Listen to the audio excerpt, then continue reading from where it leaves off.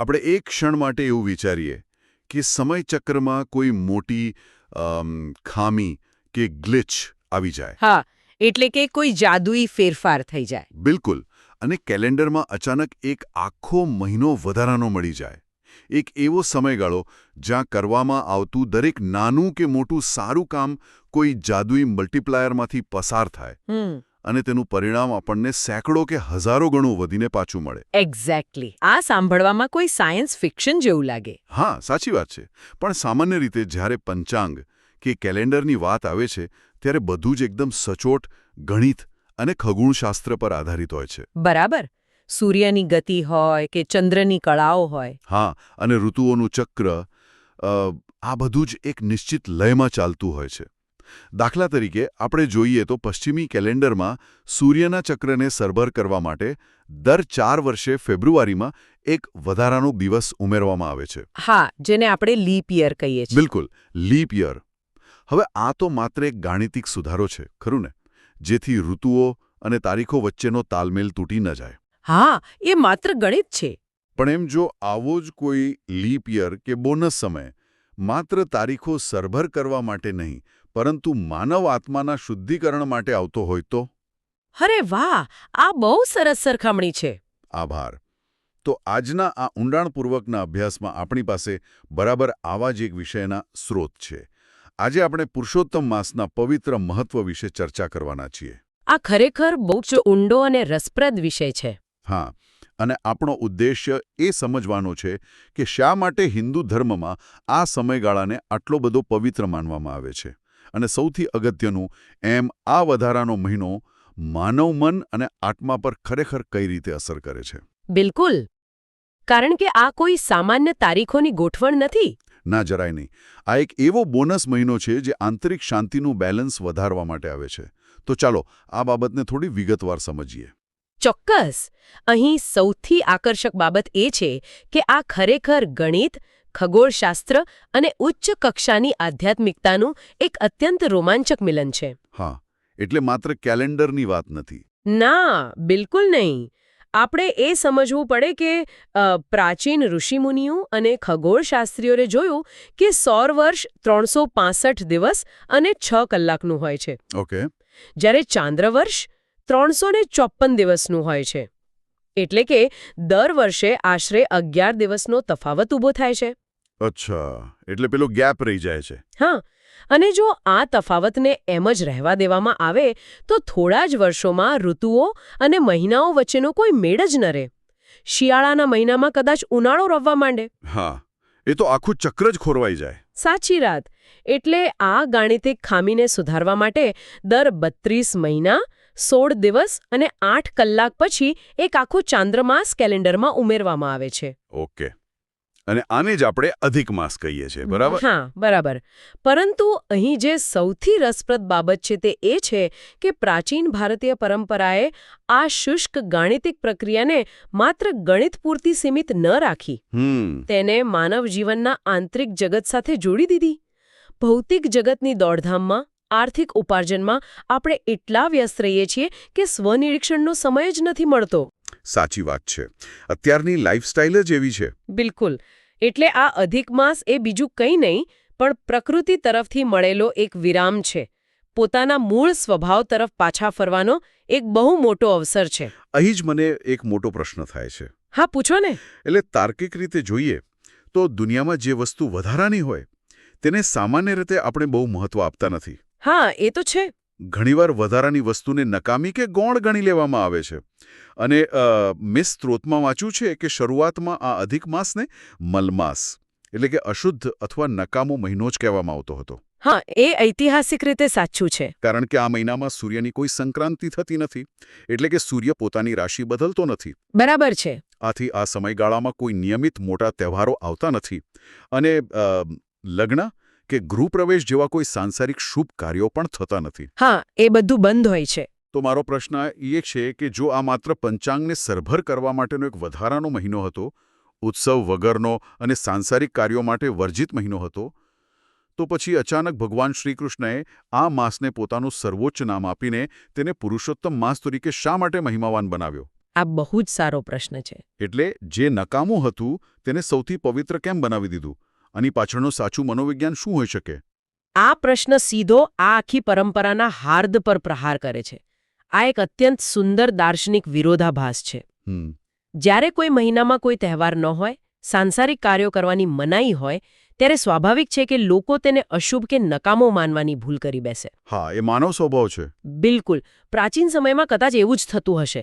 પરંતુ ભગવાન કૃષ્ણ દ્વારા પોતાનું સર્વોચ્ચ નામ પુરુષોત્તમ આ મહિનાને આપવું તે એક બહુ મોટો અને ક્રાંતિકારી સંકેત છે. એટલે કેવો સંકેત? તે દર્શાવે છે કે બ્રહ્માંડમાં કોઈ પણ સમય, કોઈ પણ જીવ કે કોઈ પણ પરિસ્થિતિ નકામી કે વધારાની નથી હોતી.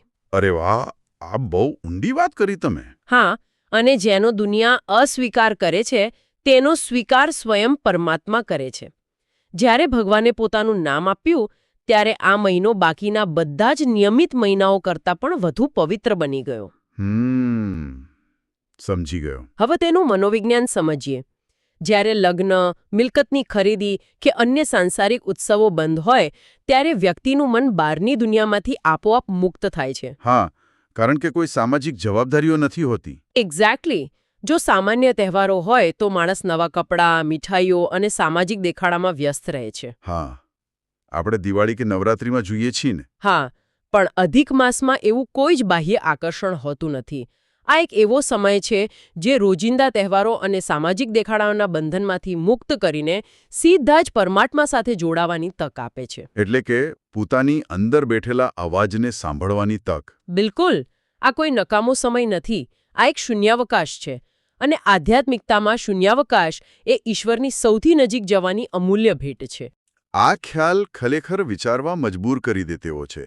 બાહ્ય ઉત્સવો ન હોવાને કારણે આંતરિક ઉત્સવ ઉજવવાની તક મળે છે. બરાબર. પણ અહીંયા વાત ખરેખર ખૂબ જ રસપ્રદ બને છે અને સાથે જ મને એક બીજી વાત થોડી ખટકે પણ છે. એવું તે શું? એટલે જુઓ, આ મહિનાની મહત્તા સમજાવતા સ્ત્રોતમાં એવો દાવો કરવામાં આવ્યો છે કે આ માસમાં કરેલા સારા કાર્યનું ફળ અનેક ગણું મળે છે. હા, સેંકડો ગણો. હવે જ્યારે હું આ સાંભળું છું ત્યારે મારા મનમાં એક સીધી સરખામણી થાય છે.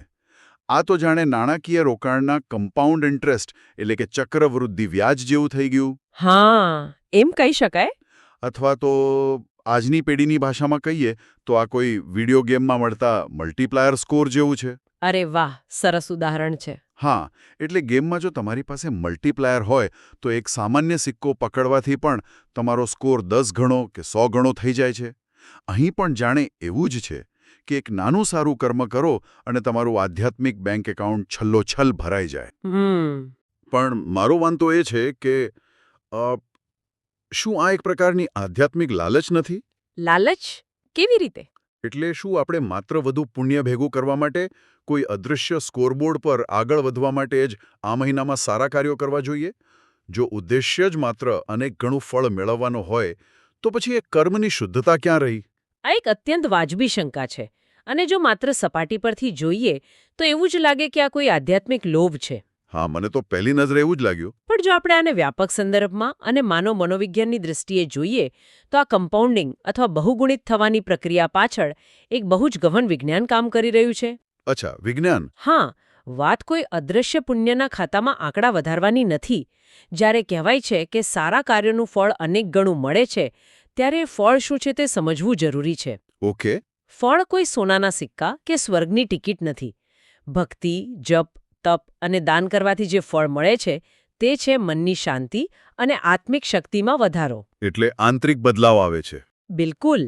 હવે આ મલ્ટીપ્લાયર કેવી રીતે કામ કરે છે તે સમજીએ. હા, પ્લીઝ સમજાવો. જ્યારે કોઈ વ્યક્તિ સામાન્ય દિવસોમાં થોડું ધ્યાન કે જપ કરે છે ત્યારે તેનું મન તરત જ સાંસારિક બાબતો તરફ ખેંચાઈ જાય છે. હા, ઓફિસના કે ઘરના ટેન્શન યાદ આવવા માંડે. બરાબર, કારણ કે આસપાસનું વાતાવરણ એવું હોય છે. પરંતુ પુરુષોત્તમ માસ દરમિયાન જ્યારે આખો સમાજ, આસપાસના લોકો એક સામૂહિક આધ્યાત્મિક વાતાવરણનું નિર્માણ કરે છે ત્યારે એક શક્તિશાળી સામાજિક ઊર્જા ઊભી થાય છે. આ સામૂહિક ઊર્જાના કારણે તમારા દ્વારા કરવામાં આવતો એક નાનો પ્રયાસ પણ મન પર બહુ ઊંડી અને સ્થાયી અસર છોડે છે. અરે વાહ! એટલે કે તમે એવું કહી રહ્યા છો કે આ બહુગુણિત થતું ફળ એ બીજું કંઈ નહીં પણ આપણી પોતાની માનસિક સ્થિતિ અને મગજની ન્યુરોપ્લાસ્ટિસિટી પર પડતો સઘન પ્રભાવ છે. બિલકુલ જ. આ જપ, તપ, દાન કે પાઠ એ માત્ર યાંત્રિક ક્રિયાઓ નથી. તો શું છે? તે મગજને રીવાયર કરવાની પ્રક્રિયાઓ છે. દાખલા તરીકે આપણે ઉપવાસ કે એકતાણાની વાત લઈએ. હા, ઘણા લોકો આ મહિનામાં ઉપવાસ કરતા હોય છે. શારીરિક તપસ્યાઓ પાછળનો હેતુ માત્ર ભૂખ્યા રહેવાનો કે શરીરને કષ્ટ આપવાનું નથી. ઉપવાસનો શાબ્દિક અર્થ થાય છે ઉપ એટલે નજીક અને વાસ એટલે રહેવું. એટલે કે પરમાત્માની નજીક રહેવું. સાચી વાત. જ્યારે કોઈ વ્યક્તિ ખાવા પીવાની પોતાની પ્રાથમિક વૃત્તિ પર કાબૂ મેળવે છે ત્યારે તે ખરેખર તો પોતાની ઇન્દ્રિયો અને આવેગો પર નિયંત્રણ મેળવવાની તાલીમ લઈ રહ્યો હોય છે. હા, ઇમ્પલ્સ કંટ્રોલ ડેવલપ થાય છે. એક્ઝેક્ટલી. જે વ્યક્તિ પોતાની ભૂખને નિયંત્રિત કરી શકે તે સમય આવે પોતાના ક્રોધ કે લોભને પણ નિયંત્રિત કરી શકે છે. વિલ પાવર એટલે કે સંકલ્પ શક્તિ એક સ્નાયુ જેવી છે. અને ઉપવાસ તેની કસરત છે. હા, ઉપવાસ તેને મજબૂત કરે છે. તેવી જ રીતે દાનની પ્રક્રિયા છે. દાન કરવાથી માત્ર કોઈ ગરીબનું ભલું થાય છે એવું નથી.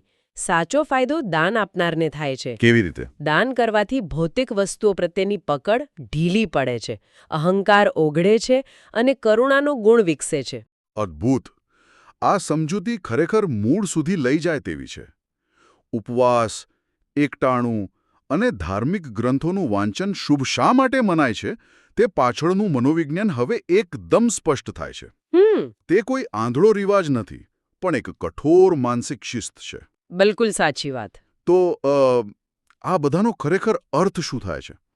જો આ બધી બાહ્ય ક્રિયાઓ આંતરિક શક્તિને જગાડવાનું કામ કરતી હોય અને તેનાથી જ મનની શાંતિ મળતી હોય તો રોજબરોજના જીવનમાં આપણે શું કરવું જોઈએ અને શું ન કરવું જોઈએ તે જાણવું ખૂબ જ રસપ્રદ બની જાય છે. હા, કારણ કે સ્ત્રોતમાં તેના સ્પષ્ટ નિયમો આપેલા છે. બરાબર. પુરુષોત્તમ માસ માટે અમુક ચોક્કસ નિયમો અને આચરણ સૂચવવામાં આવ્યા છે. આ આખી પ્રક્રિયાને હું એક આધુનિક શબ્દ આપવા માંગીશ. કયો શબ્દ? આધ્યાત્મિક ડિટોક્સ, સ્પિરિચ્યુઅલ ડિટોક્સ. આધ્યાત્મિક ડિટોક્સ. વાહ, આ ખૂબ જ સચોટ અને સમયાનુકૂળ શબ્દપ્રયોગ છે. હા, કારણ કે જુઓ, જ્યારે કોઈ વ્યક્તિ પોતાના શરીરનું ડિટોક્સ કરે છે ત્યારે પ્રક્રિયાના બે સ્પષ્ટ ભાગ હોય છે. કયા બે ભાગ હોય છે? હા, બરાબર. અને બીજું, જે સૌથી અગત્યનું છે, જંક ફૂડ કે ઝેરી કચરો શરીરમાં નાખવાનું સંપૂર્ણપણે બંધ કરવાનું હોય છે. હા, નહીતર ડિટોક્સનો કોઈ અર્થ જ નથી. બિલકુલ. જો આપણે આ પુરુષોત્તમ માસની પરંપરાઓને જોઈએ તો તે બરાબર આવું જ માળખું ધરાવે છે. શું કરવુંની યાદીમાં આધ્યાત્મિક સુપરફૂડ્સ ભરપૂર છે. જેમ કે ભગવાનનું નામ સ્મરણ કરવું, ભગવદ્ ગીતા કે અન્ય પવિત્ર ગ્રંથોનો પાઠ કરવો, મંદિરમાં જઈને દર્શન કરવા. હા, અને ગરીબો અને જરૂરિયાતમંદોને દાન આપવું, સત્સંગ અને કીર્તન કરવા અને સવારે વહેલા ઉઠીને પૂજા કરવી. આ બધું જ આપણા આત્મા માટે અત્યંત પૌષ્ટિક છે. સાચી વાત છે. સવારે વહેલા ઉઠવું, જેને આપણે બ્રહ્મ મુહૂર્ત કહીએ છીએ, તે દિવસની શરૂઆત એકદમ શાંત અને સકારાત્મક ઉર્જાથી કરે છે. હા, આ સમયે મગજમાં વિચારોનો ઘોંઘાટ સૌથી ઓછો હોય છે. હા, એકદમ શાંતિ હોય છે. અને ગીતાનો પાઠ કરવાથી જીવન પ્રત્યેનો દૃષ્ટિકોણ સ્પષ્ટ થાય છે. આ બધું જ મનને પોષણ આપે છે. પરંતુ અહીં એક બહુ જ મોટો કેચ છે. અચ્છા, શું છે? ડિટોક્સનો બીજો ભાગ એટલે કે શું ટાળવું ની યાદી આ પૌષ્ટિક તત્વો કરતાં પણ અનેક ગણી વધારે મહત્વની છે. કારણ કે જો કોઈ વ્યક્તિ માત્ર શું કરવુંની યાદીનું પાલન કરે પણ શું ન કરવું તેની અવગણના કરે તો આખી પ્રક્રિયા નિષ્ફળ જાય છે. બરાબર. જો કોઈ વ્યક્તિ સવારે લીલા શાકભાજીનો જ્યુસ પીએ પણ આખો દિવસ જંક ફૂડ ખાતો રહે તો તેનું શરીર ક્યારેય ડિટોક્સ થવાનું નથી. એકદમ પરફેક્ટ ઉદાહરણ આપ્યું તમે. તો આ આધ્યાત્મિક જંક ફૂડ શું છે? આ પરંપરા સ્પષ્ટપણે કહે છે કે અમુક બાબતો ટાળવી જોઈએ. કઈ બાબતો? ક્રોધ અને ઝઘડો, ખોટું બોલવો, કોઈ પણ પ્રકારનું વ્યસન અને બીજાની નિંદા તથા અપશબ્દોનો પ્રયોગ. ઓહો, આ બધું ટાળવાનું છે? હા, આ આપણા મન અને આત્માનો સૌથી ખતરનાક કચરો છે જેને સાફ કરવો જ રહ્યો. આનાથી એક બહુ જ ઊંડો અને કડવો પ્રશ્ન ઊભો થાય છે. કયો પ્રશ્ન? જો આપણે આખી શું ટાળવુંની આધ્ય પર ઝીણવટભરી નજર કરીએ તો જણાશે કે આમાંથી એક પણ બાબત સીધી રીતે કોઈ ધાર્મિક ક્રિયાકાંડ સાથે જોડાયેલી નથી. હા, સાચી વાત છે. ક્રોધ કે નિંદાને મંદિરમાં જવાની ક્રિયા સાથે કોઈ લેવા દેવા નથી. બિલકુલ. તે સંપૂર્ણપણે આપણા મન, વાણી અને રોજિંદા વ્યવહાર પરના નિયંત્રણ સાથે જોડાયેલી છે. વાસ્તવિક આધ્યાત્મિકતા માત્ર મંદિરમાં જઈને ઘંટ વગાડવાથી કે લાંબી પૂજાઓ કરવાથી આવતી નથી. એટલે વ્યવહાર શુદ્ધ હોવો જોઈએ. હા, આપણે કલ્પના કરીએ કે કોઈ વ્યક્તિ આખો પુરુષોત્તમ માસ રોજ સવારે 4 વાગે ઉઠી જાય છે, કલાકો સુધી ગીતાના પાઠ કરે છે, નિર્જળા ઉપવાસ પણ કરે છે અને મંદિરમાં મોટું દાન પણ આપે છે. ઓકે. પરંતુ જો એ જ વ્યક્તિ પોતાના વ્યવસાયમાં ગ્રાહકો સાથે ખોટું બોલતો હોય, ઘરમાં પરિવારના સભ્યો પર નાની નાની વાતોમાં ક્રોધ કરીને ઝઘડો કરતો હોય, હા, આવું જોવા મળે છે. કે પછી મિત્રો સાથે બેસીને સતત અન્ય લોકોની નિંદા કરતો હોય, તો શું તે ઉપવાસ કે પાઠનું કોઈ જ સકારાત્મક પરિણામ મળી શકે? ના, બિલકુલ નહીં. હા, બિલકુલ નહીં. એટલે કે આપણે જે મલ્ટીપ્લાયરની વાત કરી રહ્યા હતા, તે મલ્ટીપ્લાયર ક્રોધ અને નિંદાના કારણે સીધું શૂન્ય થઈ જાય છે. બિલકુલ શૂન્ય.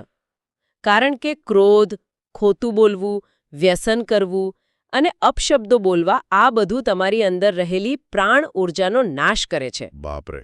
જ્યારે ક્રોધ આવે છે ત્યારે શરીરમાં એડ્રેનાલિન અને કોર્ટિસોલ જેવા સ્ટ્રેસ હોર્મોન્સ છૂટે છે, જે હૃદયના ધબકારા વધારે છે અને મનની શાંતિને ક્ષણભરમાં ખતમ કરી દે છે. એટલે સાયન્સ પણ આ વાતને માને છે. હા, પૂજા અને ધ્યાન એ ઊર્જા એકઠી કરવાની પ્રક્રિયા છે, જ્યારે ક્રોધ અને નિંદા એ એવા કાણા છે જ્યાંથી આ બધી ઊર્જા વહી જાય છે. જાણે કે કાણાવાળી ડોલ.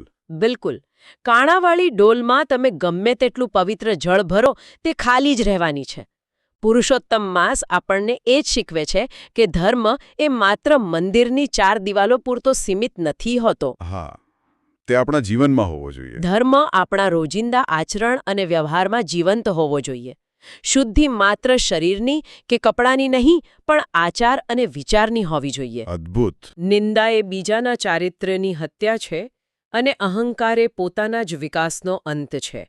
આ મહિનો આપણને એક એવું સામાજિક અને માનસિક માળખું પ્રદાન કરે છે જ્યાં આપણે સભાનપણે આ નકારાત્મક બાબતોથી દૂર રહીએ છીએ અને સકારાત્મકતાને જીવનમાં ઉતારીએ છીએ. બરાબર. આ ખરેખર એક અદ્ભુત અને આંખો ખોલી નાખે તેવો દૃષ્ટિકોણ છે. આપણે ઘણીવાર ધર્મને બહુ સહેલો બનાવી દીધો છે. હા, શોર્ટકટ શોધી લીધા છે. મંદિરમાં જવું સરળ છે, ખિસ્સામાંથી પૈસા કાઢીને દાન આપવું કદાચ સહેલું છે, ગીતાનો પાઠ વાંચી લેવો પણ એકવાર શક્ય છે. પણ જ્યારે કોઈ વ્યક્તિ આપણું અપમાન કરે, ત્યારે પોતાના ક્રોધ પર કાબૂ મેળવવો, અથવા જ્યારે 4 લોકો કોઈની વાતો કરતા હોય ત્યારે નિંદામાં ન જોડાવું, તે કદાચ દુનિયાનું સૌથી અઘરું તપ છે. 100% સાચી વાત. એ જ અસલી તપ છે. અને કદાચ એટલે જ આટલી કઠોર માનસિક શિસ્ત પાળવાનું ફળ પુરુષોત્તમ માસમાં અનેક ગણું દર્શાવવામાં આવ્યું છે.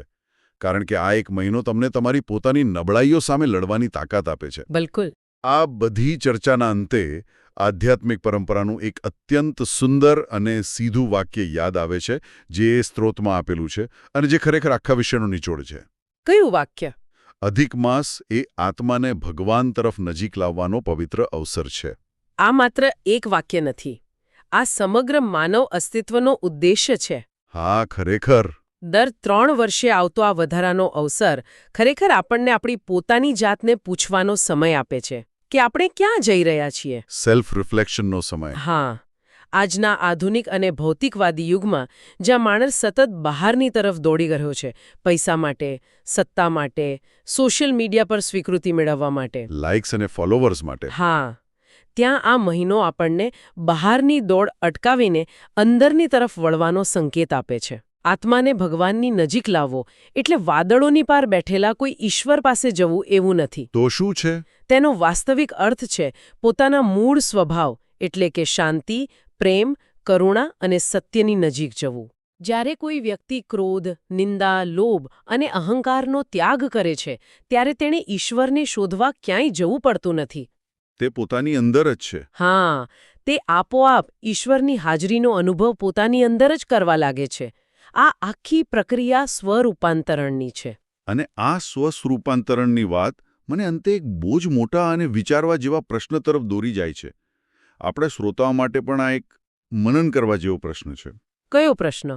એટલે જુઓ, આપણે શરૂઆતમાં વાત કરી કે કેવી રીતે કેલેન્ડરને સરભર કરવા લીપ યર કે અધિક માસ આવે છે.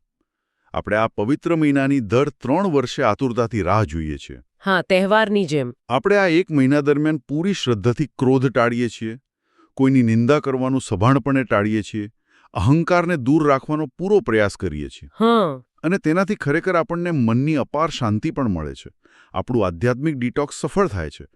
પણ જો માત્ર એક જ મહિનો આ નિયમો પાળવાથી, આટલી કઠોર માનસિક શિસ્ત રાખવાથી આટલી બધી આત્મિક શક્તિ અને શાંતિ મળતી હોય, હા. તો પછી મહિનો પૂરો થતાં જ શા માટે આપણે ફરીથી એ જ જૂની નકારાત્મક દિનચર્યામાં, એ જ ક્રોધ અને અહંકારના ચક્રમાં પાછા ફરીએ છીએ? આ બહુ જ પાવરફુલ પ્રશ્ન છે. શું આ અધિક માસના થોડાક ગુણોને, જેમ કે કોઈની નિંદા ન કરવી, મુશ્કેલ પરિસ્થિતિમાં શાંત રહેવું, કોઈ જરૂરિયાતમંદને નાનું મોટું દાન કરવું, આ ગુણોને આપણે આપણા જીવનના દરેક સામાન્ય મહિનામાં કાયમ માટે ન અપનાવી શકીએ? સાચી વાત છે. એ આદત બની જવી જોઈએ. બિલકુલ. જો આ વધારાનો મહિનો આપણને આપણું સૌથી શ્રેષ્ઠ વર્ઝન બનવાની અને મનની અદ્વિતીય શાંતિ અનુભવવાની તક આપે છે, તો શા માટે આ શ્રેષ્ઠ વર્ઝનને માત્ર 1 મહિના પૂરતું સીમિત રાખવું? શા માટે તેને કાયમી ન બનાવી દેવું? ખરેખર વિચારવા જેવું છે. આ એક એવો પ્રશ્ન છે જેનો જવાબ કદાચ કોઈ પંચાંગ કે કેલેન્ડરમાં નથી, પણ આપણી પોતાની ભીતર રહેલો છે. આ વિચાર સાથે આજે આપણે અહીં વિરામ લઈશું. ચોક્કસ. ફરી મળીશું એક નવા જ વિષય અને નવા જ વિચારો સાથે. ત્યાં સુધી વિચારતા રહો.